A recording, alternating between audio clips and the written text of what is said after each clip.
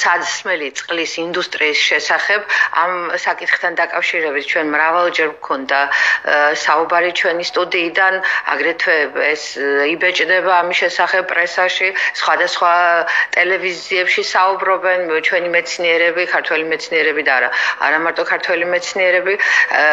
ბათუმში შეიქმნა აგრეთვე ამ საკითხთან დაკავშირებით მთელი საქართველოს მასშტაბით მოძრაობა საქართველოს ეკონომიკური აღმავლობისთვის, რომლის თავმჯდომარე გახლავთ აკადემიკოსი ბატონი ატა გიორგაძე და აი ამ საკითხებთან დაკავშირებით თუ რა სტადიაშია დღეს ეს საკითხი როგორ მიმდინარეობს, ესე იგი მუშაობა მეცნიერების ამ საკითხის შესახებ ჩვენ სტუდიაში გვყავს მოწვეულები, ძალიან საპატივსაცემო ადამიანები, ჩვენი თანაქალაქელები, ბატონი ნოდარ ჩხეიძე, რომელიც გახლავთ ტექნიკურ მეცნიერებათა დოქტორი, პროფესორი, აკადემიკოსი, აგრეთვე ბატონი ბიძინა ორაგველიძე, რომელიც გახლავთ ბათუმის საზღვაო აკადემიის ერთ-ერთი დამფუძნებელი და პირველი რექტორი. მოდით ახლა მე დროს აღარ გავაცდენ ბატონო ნოდარ, ბატონო ბიძინა, ვინაიდან ალბათ ჩვენ 20 წუთი გვექნება სასაუბროდ და დავიწყოთ პირდაპირ. მოდით ამ ორგანიზაციიდან დავიწყოთ, რომლის თავმჯდომარის მოადგილეც თქვენ ბრძანდებით ბატონო ნოდარ, რა სტადიაშია დღესდღეობით ეს საკითხი, რომელსაც ქვია, ესე იგი საქართველოში სასმელი წყლის ინდუსტრია და ორიოდე სიტყვით რას მოიცავს ეს საკითხი, რომ მაყურებელს და მსმენელს ისევ გავახსენოთ. ჩვენ 2018 წლის 19 ნოემბერს ბათუმში ჩამოყალიბდა სრულიად საქართველოს მოძრაობა საქართველოს ეკონომიკური აღმავლობისათვის, რომლის მიზანი არის შეიქმნას ისეთი პირობები საქართველოში წყლის ინდუსტრიის ჩამოსხმის, რომელსაც შესაძლებელი გახდება ყველა მოთხოვნის დაკმაყოფილება მუშაობის, აგრეთვე ბიუჯეტის შეივსება ძალიან დიდი რაოდენობით, დაახლოებით 4 მილიარდამდე იქნება შევსებული ბიუჯეტი და მთლიანი ბრუნვა იქნება 12 მილიარდი დოლარი. თუ ჩვენ წყალს გავყიდით 24 ცენტის litr's 24 ცენტად. და ასე ღირს დღეს მსოფლიოში ეს წყალი. ჩვენი ინვესტორი გვპირდება, რომ თუ თქვენ მომაწოდებთ წყალს, რასაც მომაწოდებთ, ყველას წავიღებთ და გავყიდე. ახლა რა მდგომარეობაა დღეს? ჩვენ ჩამოვაყალიბეთ რეგიონალური ორგანიზაციები სამეგრელოში, ჩამოაგურიაში, იმერეთში, ჩამოყალიბდა ორგანიზაცია ჯავახეთში, ჩამოყალიბდა შიდა ქართლში, ქვემო ქართლში. დარჩენილი იყო მხოლოდ და მხოლოდ მცხეთა-მთიანეთი და კახეთი, სადაც ამ დღეებში ჩამოყალიბდება ორგანიზაცია. ორგანიზაციები თითქმის კი არა ყველა რაიონშია ჩამოყალიბებული. რატომ გავაკეთეთ ეს მოძრაობა, იმასაც გეტყვით, რომ ჩვენ გვინდა შევკრიბოთ ხელწერები ძალიან ბრლომად, დღეისათვის შეკრებილია დაახლოებით 200,000 და მეტი, ცოტა მეტი ხელწერა, რომ ეს მიუტანოთ მთავრობას და უთხრათ, ბატონო, ხალხი ელოდება თქვენს გადაწყვეტილებას. თუმცა მთავრობაშიც არის მოძრაობა იმისა, რომ ამ პროექტს მხარი დაუჭირო. საქმე რაშია, მე გეტყვით. ყველა ისეთი ციფრებია ჩვენს პროექტში, რომელიც დამუშავებული იქნა ჯერ კიდევ 2004 წელში. ისეთი ციფრებია დამუშავებული იქნა პაატა გიორგაძის, ზაურ ციხელაშვილის და ჩემს მიერ, ნოდარ ჩხეიძის მიერ. ისეთი ციფრებია, რომ ხალხს არ ჯერავს. არც თავრობას ჯერავს, რომ ასეთი ციფრები როგორ შეიძლება იყოს იმიტომ რომ ხელფასები $1500 ეკვივალენტი, შემოსავალი 12 მილიარდი, ბიუჯეტს 4 მილიარდი, ეს წლიურად ვამბობ. დასაქმდება პირველ ეტაპზე 120-140,000 კაცი და მთლიანად 10 წლის განმავლობაში ამ პროგრამის გარშემო დასაქმდება 450,000 ადამიანი. საშუალო ხელფასი იქნება $1500. ეს პატარა ფული არ არის, დოლარის ეკვივალენტი ლარებში, რა თქმა უნდა. გასაგებია, მაგრამ მე ვიცი რომ დაახლოებით 2000 წელი გავიდა მას შემდეგ, რაც არის ამ პროექტის ირგვლივ საუბარი. ბატონო ბიძინა, შეგიძლიათ ამის შესახებ ისაუბროთ, რატომ შეფერხდა დაუშვათ, რატომ არ მიეცა მსვლელობა ან დაინტერესება, აი ცხოველი დაინტერესება ამ საკითხს, რატომ არ გამოიწვია ამ საკითხმა ასეთი ინტერესი ხელისუფლების მიმართ? ნამდვილად შეიძლება ითქვას, რომ ჩვენ ეს გვაწუხებს. ჩვენ მემოქმედობაში ის ადამიანებიც, რომლებიც აი ამ სამ უდიდეს სამ ადამიანს, პროფესორებს, რომლებმაც წარმოადგენენ პროექტი, ქვეყნის გადარჩენის პროექტი, შეიძლება ასე ვთქვათ, რომლებში ჩაერთო შემდეგ 50-100 და უფრო მეტი მეცნიერები, ეს პროექტი სამჯერ იქნა განხილული საქართველოს ეროვნული აკადემიის მიერ და სამივეჯერ მიეცა დადებითი შეფასება. აი ბოლო იყო ასეთი 8 ივნისი 2019 წელი და იმ რეზოლუციაში, რომელსაც ხელს აწერს 80-ზე მეტი აკადემიკოსი, დოქტორი, პროფესორი, 80-ზე მეტი ადამიანი, აი ისინი აი რას წერენ პირველ პუნქტში, რომ საქართველოს უნდა გახდეს ბუნებრივი სასმელი წყლის წარმოებელი ინდუსტრიის ერთ-ერთი წამყვანი ქვეყანა მსოფლიოში. მე მგონი აი ამ წინადადებით ყველაფერი გასაგები უნდა იყოს ითქვას. ამასთან ერთად ახლა კიდევ მინდა ერთი მოვიყვანო, რომ აი ახლო წარსულში ყოფილი პრემიერ-მინისტრის გამოსვლა პოლიტექნიკურ უნივერსიტეტში, სადაც იყო თავარი საკითხი განათლების შესახებ და აი რასერს. აი რა გამოდის იქ, როგორი იყო დადგინება. განათლებისა და წინსვლის ეროვნული იდეის განხორციელება, როგორ შეიძლება განათლებისა, ისე წყლის რესურსების ეფექტური მართვა არის ყველაზე მნიშვნელოვანი წინაპირობა, რომ საქართველოს იყოს ეკონომიკურად წარმატებული ქვეყანა. აი ასეთი მნიშვნელოვანი პროექტია. მეცნიერებათა აკადემია არა ადჯელდა ალბათ 100-ზე მეტი იქნება სტატიები, ტელეგამოსვლები და უმეტესად უამრავი ტელეგადაცემები და უმეტესად სხვათა შორის ობიექტივის ტელევიზიით და მე ძალიან მაინტერესებს 86 წელში ვარ ახლა მე ადამიანი და მე მაინტერესებს რომ რატო არ მიდის წინ ეს საკითხი და რატო არ ხდება. აი კიდევ ერთ ვიტყვი მე და თუ ერთ ვიტყვი და მე ერთი ჩვენი მინდა.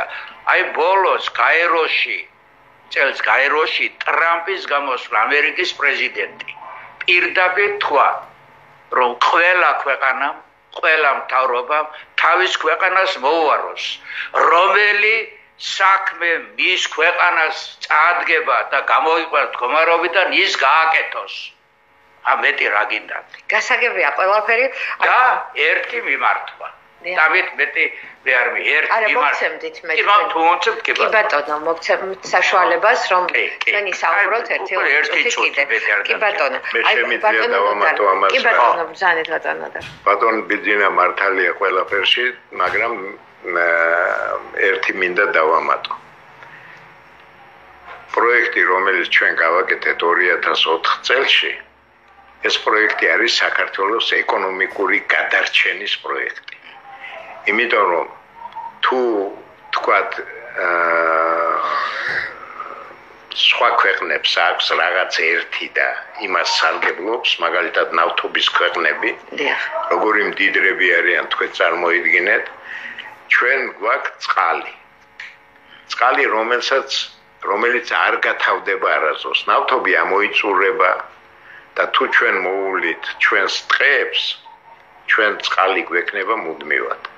და გავყიდოთ ეს წყალი კაცო. გავყიდოთ ხალხი დღევანდელ დღეს მაგალითად 7 მილიარდ ნახევარი მაცხოვრებლიდან დაახლოებით 4.5 მილიარდი განიცდის საშინელ დეფიციტს სასმელი წყლის. საშინელ დეფიციტს. ეს დეფიციტი და აქედან კიდე 2 მილიარდი საერთოდ არ იცის რა არის წყნარი წყალი 2 მილიარდმა საერთოდ იბადება ადამიანი და კვდება ისე რომ წყლის გემო არ იცის.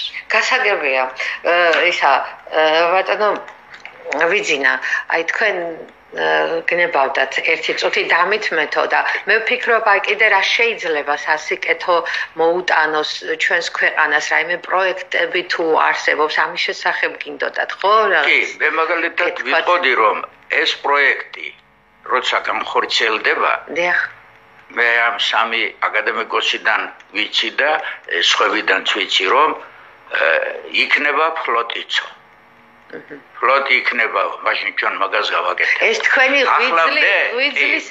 ვიძლის საქმე მე არაერთხელ ამის შესახებ ბატონოდარი მიცისე ნოდარი ამაში 100%-ით ჩართულია და იცის არანაკლებ ჩემს უკეთეს კიდევ სამი უმაღლესი საზღვაო სასწავლებელი არის ქალაქ ბათუმში.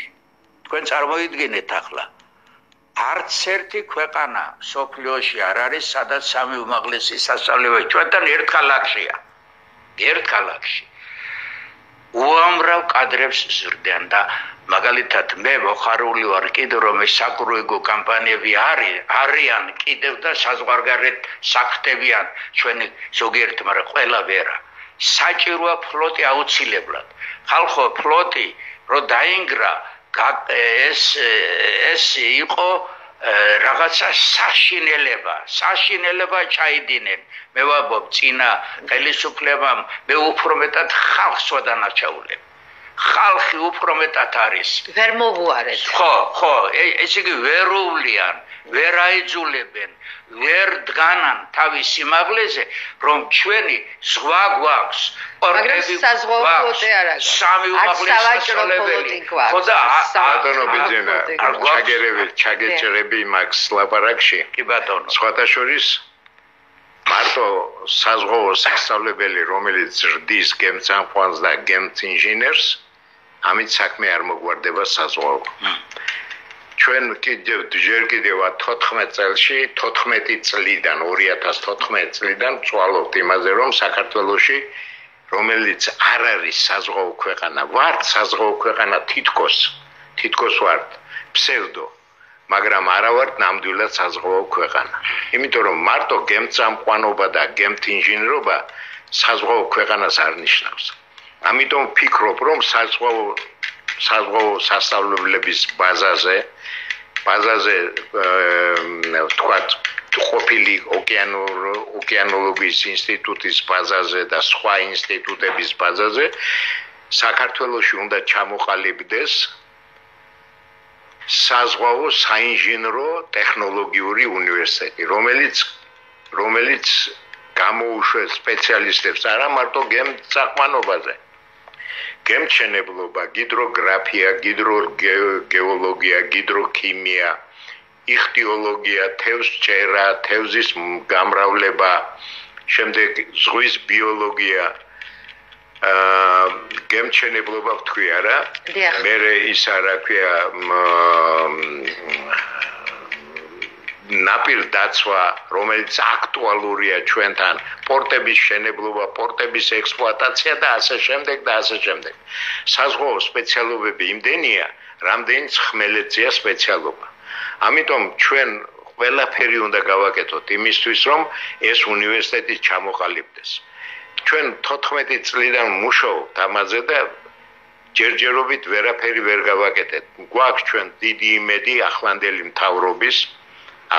მთავრობის ვინაიდან ისინი ძალიან აქტუალურად და ძალიან განათლებას უფრო კიდებენ ხელს იმიტომ რომ ეს არის ჩვენი ქვეყნის მომავალი ჩვენ გვინდა საზღვაო ქვეყანა ვიყოთ იახტ კლუბი არა გვაქვს იახტ კლუბი არც ბათუმში რო იახტ კლუბია ეს იახტ კლუბი არ არის არც ფოთში არც გაგრაში და არც სოხუმში არსად არ ყოფილა იახტ კლუბი გასაგებია რომ ჩვენ ზღვას ვეძახით ზღვარს იმის იქით ჩვენ არა ვართ ზღვარია ის ჩვენთვის ამიტომ ვამბობ მე რომ ფლოტი რომელიც უნდა შეიქმნას უნდა შევქმნათ ჩვენ წყლის ინდუსტრიის ხალხმა უნდა შექმნას ეს იმიტომ რომ ჩვენ ყოველდღიურად უნდა გადავიტანოთ 150,000 ტონა ტვირთი ყოველდღიურად გასაგებია ბატონო ნოდარ ალბათ 3-4 წუთი დაგვრჩა ჩვენ გადაცემის დასასრულამდე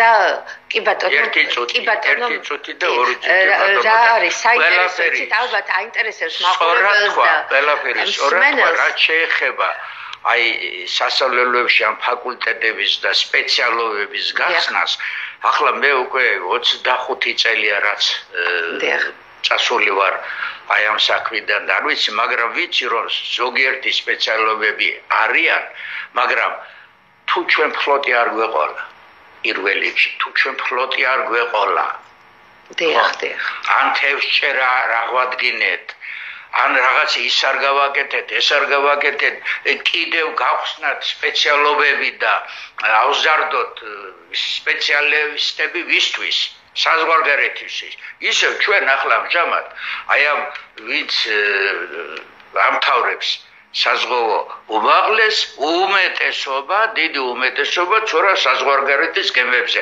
ეს არა და ერთი მინდა მიმართვა და თხოვნა კი ბატონო ქართველ ბიზნესმენებს მე ვამბობ იმ ადამიანებს ვინც მაგალითად მე ავიღე ვგებულობ ხალ ლანჩხუთი სადაც მე დავიბადე ბათუმი სადაც მე გავიზარდე ცხოვრობ და ყველაფერი აი ამ ორ პუნქტში ხვარიან ადამიანები რომლებიც აქ დაიბადა გახდა დიდი ბიზნესმენი და ის თუ არ აქვს პატრიოტიზმი თუ არ უყვარს თავისი კუთხე თავისი ქვეყანა აი რაღაცას ხალხმა უნდა აიღოს ეს ხელში ჩვენს ქვეყანაში ახლა თუ ჩვენ ასე მივართ მაშინ შეიძლება 2-მა 3-მა 10-მა ჩაიგდოს ყველაფერი ხელში და მერე რა აუცილებელია რომ ყველა რაიონში და კუთხეებში სადღაც მთავრობის ხელმძღვანელებმაც იმუშავონ ამ ბიზნესმენებთან შეიკრიბოს ისინი და გადაწყვიტონ რაღაცა გააკეთონ თავისი კუთხისთვის სიკეთე კარგი იყო ფლოტიზე წეგან მე დავიწყე და მინდა გავამახვილო თქვენი ყურადღება აინტერესებს მაყურებელს და მსმენელს ეს აუცილებლად რა სტადიაშია დღესდღეობით ეს თქვენი პროექტი ჩვენი პროექტი სტადიაშია ჯერჯერობით თავრობაში განხილვაზე დიახ ჩვენ როგორ გითხრათ კიბე გვაქვს განსახილველი კიბე განვიხილეთ ქვედა ზვენოები იმაში ქვედა დონეზე შუა დონეზეც განხილულია ახლა გვინდა ზევით განვიხილოთ განხილვაში იყო ბოლო განხილვა იყო ერთი კვირა არა უფრო ნაკლები საპაიმაში რა ქვია პარლამენტში და პარლამენტის შემდეგ ალბათ იმედია რომ ჩვენ განვიხილავთ ამას ბატონობაში გახარიასთან ერთად. მე ვნახოთ რაც იქნება.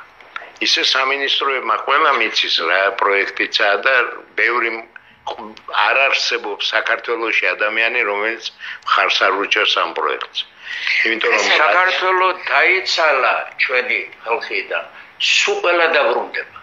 სულ ყველა თუ არ ერთი 80% ერთ წელიწადში დაბრუნდება საზღვარგარეთიდან და 200 ქარხანა ვაშენდება. 200 ქარხანა ვაშენდება. საქართველოს მეცნიერები, პროფესორები, დოქტორები, აკადემიკოსები უაღრესად დიდ მნიშვნელობას ანიჭებთ ამ პროექტს, რასაც ქვია. მე არ მინდა წავიდე ამ ქვეყნიდან, სანამ ეს არ გაკეთდება. კარგით, ძალიან კარგით, მე ისევ გისურვებთ თქვენ და ამ პროექტს წარმატებას. შეგახსენებთ მეგობრებო, ჩვენი გადაცემის სტუმრები გახდათ მეცნიერი ბატონი ნოდარ ჩხეიძე, რომელიც არის ტექნიკურ მეცნიერებათა დოქტორი, პროფესორი, აკადემიკოსი, ასევე ღვაწლმოსილი ადამიანი, ჩვენი საყვარელი ძვირფასი ბატონი ბიძინა ორაგველიძე, რომელიც არის საზღვაო სასწავლებლის ერთ-ერთი დამფუძნებელი და პირველი რექტორი, რომლის ხელშიც გაიარა უაღრესად დიდმა ნაკადმა ჩვენი მეზღვაურებისა. მე მინდა წარმატება ვუსურვა ამ პროექტს ჩვენი ქვეყნის სასიკეთოდ. ახლა კი დავასრულოთ ჩვენი გადაცემა. უღმესი მადლობა მობრძანებისთვის ბატონებო. მე ნინო დავითაშვილი ვარ. კეთილი სურვილებით, გემშვიდობებით, მომავალ შეხვედრამდე. იმედია